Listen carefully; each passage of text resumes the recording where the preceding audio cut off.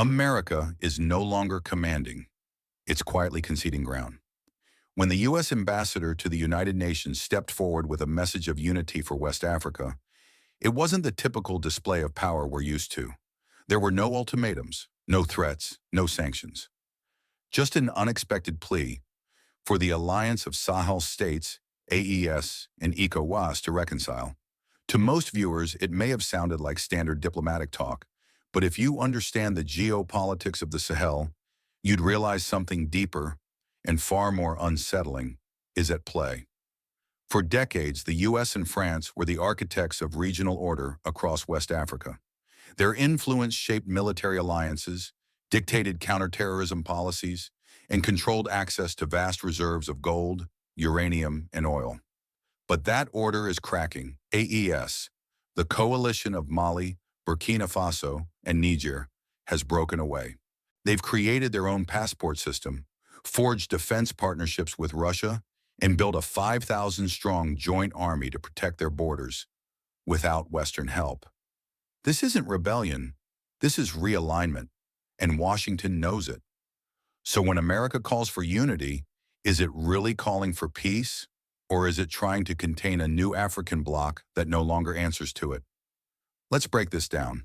To understand why the U.S. changed its tone so dramatically, we need to understand who AES is, and why its exit from ECOWAS matters more than it seems. The Alliance of Sahel States, or AES, is a new regional bloc formed by three countries: Mali, Burkina Faso, and Niger. These nations, all led by military juntas, came together not just out of necessity, but out of frustration. Frustration with foreign interference. Frustration with an ECOWAS that many in the Sahel saw as acting in the interest of Western powers. And frustration with a system that offered security promises, but delivered instability, sanctions, and pressure. Between 2021 and 2023, all three countries experienced coups, and in each case, ECOWAS responded with threats, economic sanctions, and even discussions of military intervention. The Sahel states saw this not as diplomacy, but as punishment for choosing a different path, a path towards sovereignty on their own terms.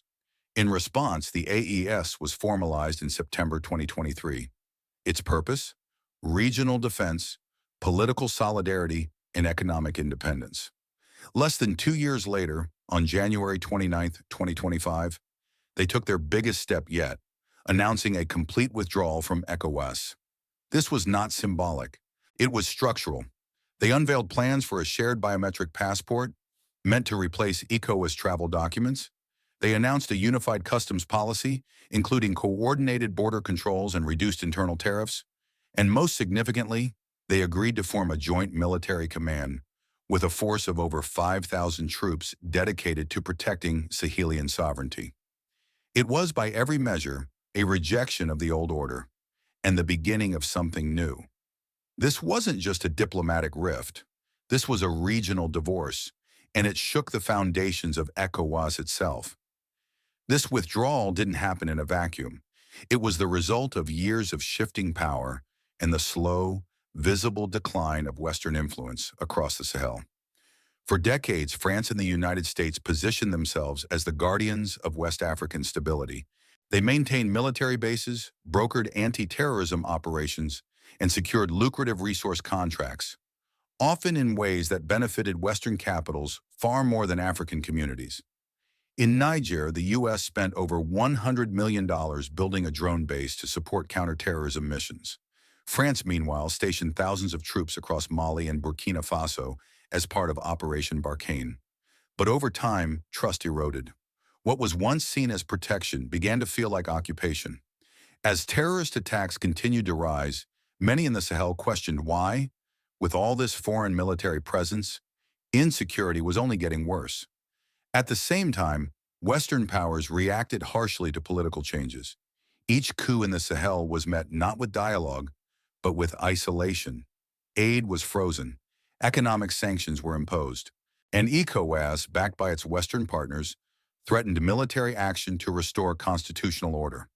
But the people and leaders of these countries saw something different. They saw selective outrage, quick to condemn when local governments rejected Western influence, but silent when foreign policies failed or when democracy was undermined elsewhere. So slowly, deliberately, the Sahel states began to chart a new course. They expelled foreign troops. They cut ties with traditional military partners. They turned to non-Western alliances, including Russia and China, for support, not just militarily, but economically. And most importantly, they began rewriting their contracts and laws to put national control over natural resources at the center of policy. Gold, uranium, oil, once extracted under foreign terms, were now being reclaimed. All of this signaled a clear message. The post-colonial order was being dismantled, and by the time the AES walked away from ECOWAS, Western influence had already been retreating, brick by brick. By the time the Sahel had distanced itself from the West, a diplomatic turning point arrived, one that played out on the world stage.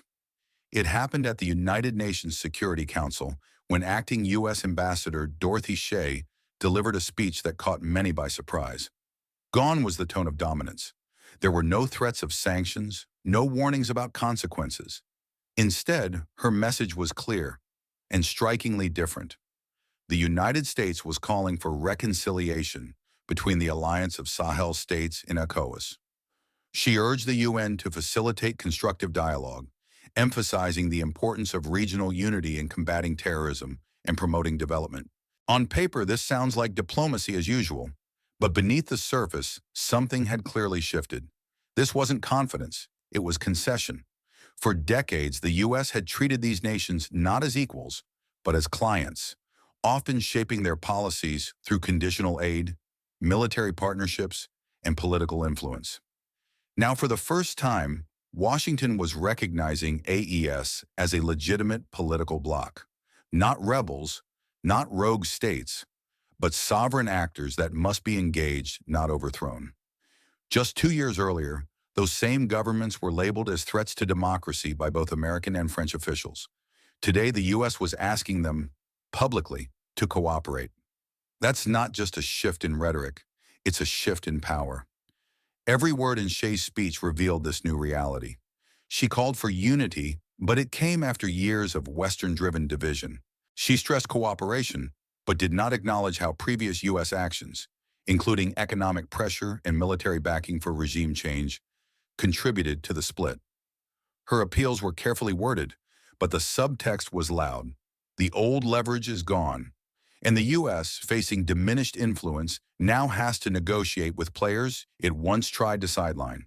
In international relations, tone matters. And this new tone from Washington? It wasn't leadership. It was damage control.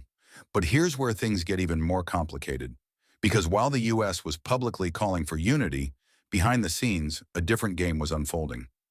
Recent investigations have uncovered a disturbing twist, one that exposes a gap between Washington's words and its actions.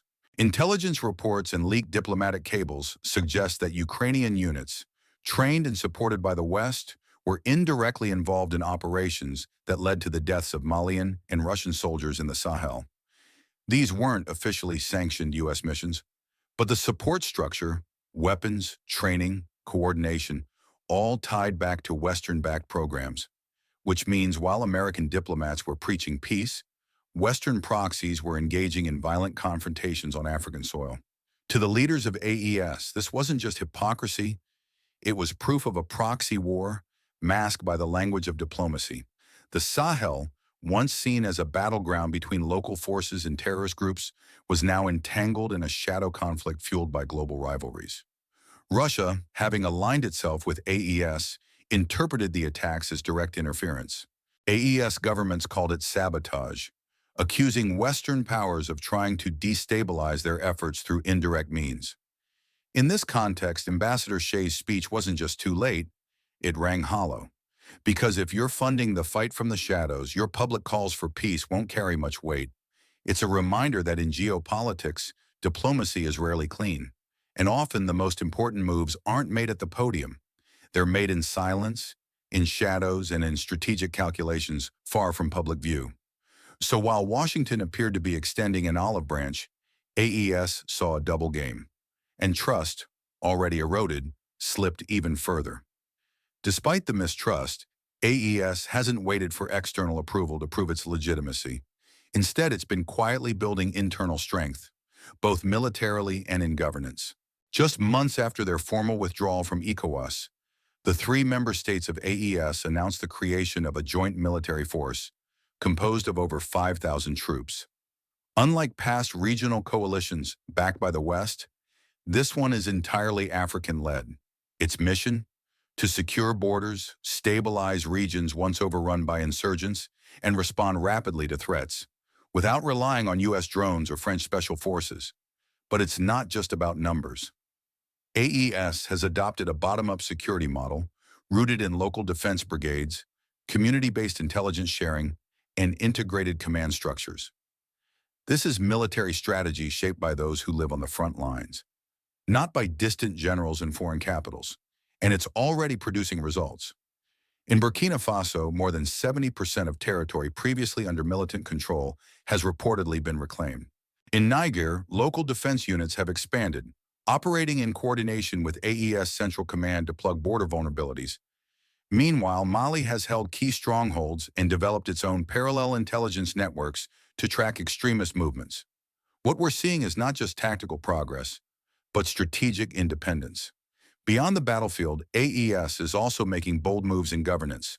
The bloc has begun aligning legal and administrative frameworks, launching joint infrastructure projects, and discussing a shared development agenda tailored to their needs, not to IMF conditions or foreign aid metrics. And unlike ECOWAS, where external pressure often dictated internal policy, AES decisions are made with an emphasis on sovereignty first. It's a model still in its early stages, and not without its flaws, but it represents a fundamental shift. A shift from dependency to autonomy, from outsourced solutions to homegrown resilience. And for many across West Africa, especially younger generations, it's a source of pride. A sign that African nations can lead their own security and development without waiting for permission. While military autonomy is crucial, there's another factor that truly explains why the West is uneasy. And it's not about soldiers or speeches. It's about resources. The Sahel region is rich in gold, uranium, phosphate, oil, and rare earth minerals. For decades, Western companies, especially from France, controlled the extraction, pricing, and export of these commodities. Take Niger's uranium, for example. It powers nearly a third of France's nuclear energy grid, yet much of Niger itself remains in darkness. AES has decided to change that. One of their boldest moves has been the renegotiation and nationalization of major resource contracts. They've begun rewriting the rules, ending exclusive foreign rights, raising export taxes, and redirecting profits into domestic infrastructure, schools, and hospitals. In Burkina Faso, foreign-owned gold mines are now being managed under state control. In Mali, efforts are underway to shift lithium deals toward non-Western partners offering better terms, with no political conditions. And AES isn't doing this alone.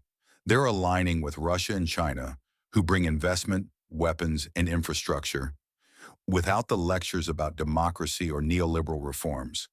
To Washington and Paris, this is not just economic competition, it's a collapse of leverage. Because when you lose control over the resources, you lose control over the agenda. And for the first time in decades, the West is no longer the gatekeeper of what happens beneath African soil. This is why the U.S. is calling for regional unity, not just to fight terrorism, but to reclaim influence over a region that's slipping through its fingers. Behind every diplomatic statement lies a material interest. And in the Sahel, that interest is buried in the ground. But beyond politics and economics, there's a quieter revolution happening, one unfolding in homes, classrooms, and social media feeds across Africa. And it's not driven by governments, it's driven by the people. Across Mali, Burkina Faso, and Niger, the emergence of AES has sparked a surge of national pride, especially among younger generations. AES is being seen not just as a political alliance, but as a symbol of self-determination. On platforms like Facebook, X, and TikTok, pro-AES content has gone viral. Music videos, student speeches, even street murals celebrating unity and independence. You'll hear slogans like "Souveraineté ou rien," sovereignty or nothing. In schools, debates are erupting around African agency and post-colonial identity. University students are openly criticizing ECOWAS, calling it outdated, externally influenced, and disconnected from ground realities. Even in countries still within ECOWAS, there's growing empathy for the AES stance. Many citizens, particularly in Nigeria and Senegal, have questioned why African leaders continue to align so closely with Western demands, especially when those demands have failed to deliver lasting security or prosperity. But it's not all support. Some civil society voices, especially in urban hubs, warn that the concentration of power in military hands could limit democratic freedoms. There are concerns about media suppression, civic rights, and long-term governance. Still, the broader sentiment across the Sahel is clear. People are reclaiming the narrative. They no longer want to be lectured about what democracy should look like, especially by countries whose own records are far from perfect. AES, in many eyes, is imperfect, but it's theirs. And in a continent long shaped by external decisions, that alone is enough to inspire loyalty. So what happens next? This isn't just a regional power shift. It's a global signal. The emergence of AES, the weakening of ECOWAS, and the decline of traditional Western influence are all part of a broader transformation in the international order. One where multipolarity replaces monopoly, where alliances are fluid and influence is no longer guaranteed by military bases or aid packages. Let's look at three possible scenarios. First, the realignment scenario. In this case, the United States and France recognize the changing tide and adjust. They begin engaging AES on new terms as equals, not clients. They offer fairer deals, drop the paternalism, and find a role within a more balanced regional framework. It would be the smart play, but it requires humility. Second, the containment scenario. Here, Western powers double down on ECOWAS, pumping in more funds and diplomatic energy to isolate AES. They work to strengthen the remaining member states, building a counterweight to prevent AES from expanding its model further across West Africa. But this risks escalating tensions and hardening divisions that are already dangerously deep. And finally, the expansion scenario. AES successfully delivers tangible security, development, and autonomy, and other states begin to follow. Chad, Guinea, or even parts of Central Africa express interest in joining or emulating the AES model. ECOWAS begins to crumble under internal contradictions. And the Sahel, long treated as the world's periphery, becomes a new axis in global politics. These aren't wild theories. They're all unfolding in real time. And for major powers like the US, France, China, and Russia, what happens next in the Sahel may define their future role, not just in Africa, but in a world where influence must now be earned, not imposed. Because if AES succeeds, it proves that nations can chart their own course, outside the established global script. So when the US ambassador stood before the United Nations and called for unity in West Africa, it wasn't just a diplomatic gesture. It was a moment of reckoning, a signal that the old strategies, pressure, partnerships, and political alignment are no longer enough to hold influence in the Sahel. AES has proven that an alternative is possible. It's not perfect, it's not polished, but it's real. And more importantly, it's theirs. The story of AES isn't just about three countries. It's about a continent and a generation, reclaiming its voice in a world that's been speaking over it for too long. So the question isn't whether the West will adapt. The question is whether it can accept a new chapter, one not written in Washington, Paris, or Brussels, but in Bamako, Niamey, and Ouagadougou. What we're witnessing isn't rebellion. It's replacement, a regional reset built on sovereignty, identity, and control over one's own future. So here's what I want to ask you. Is AES building a sustainable path forward for Africa, or simply rejecting one system without fully building another? Let us know what you think in the comments. If this video gave you something to think about, please like, share, and subscribe, because understanding the real dynamics behind global diplomacy, especially from the African perspective, has never been more important. Thanks for watching.